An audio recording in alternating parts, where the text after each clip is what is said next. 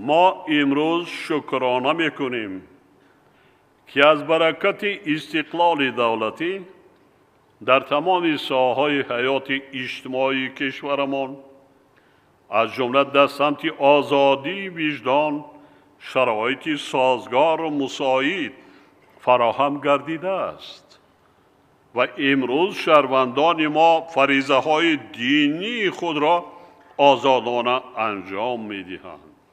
آیا ما سالهای 90 آزادانه مسجد رفتن می‌توانستیم؟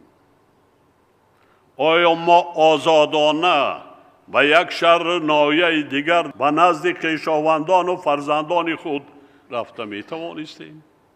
فرقیت دارد؟ در همان سالها هم یک سببش این ناشکری کردن مردم ما بود که به همون بدبختی ها آورده رساند. حالا هم در بعضی منطقه همین گونه رفتارها مشاهده می‌گردد. با 2000 نفر شهروند یک مسجد راست می آید، در حالی که این نشان دهنده در کشورهای اعضای اتحاد دولت‌های مستقل 3.5 هزار و در دیگر کشورهای مترقی جهان 5.5 هزار نفر را تشکیل می‌دهد.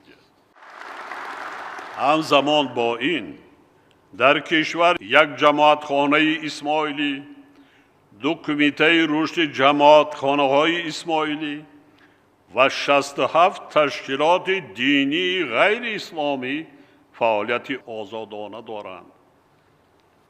سال 2010 از جانب تشکیلات جهانی اسلام عاید به معارف، علم و فرهنگ ایسیسکا پایتخت فرهنگ اسلامی اعلان گردیدن شهر دوشنبه دلیل واضح آن می باشد که تاجیکان در جاده حفظ میراث دینی، غنی گردانیدن آن و عموماً فرهنگ و معارف اسلامی در سطح جهانی اسلام سهمی ارزشمند گذاشتند.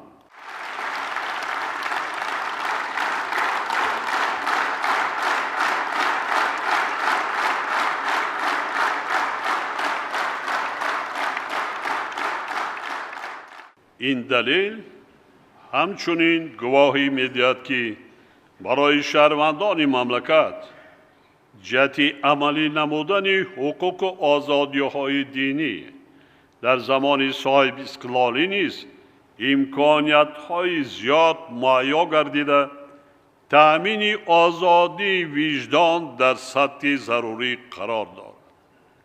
پس ما چگونه از صاحب استقلالی و صاحب دولتی امان شکرانه نکنیم؟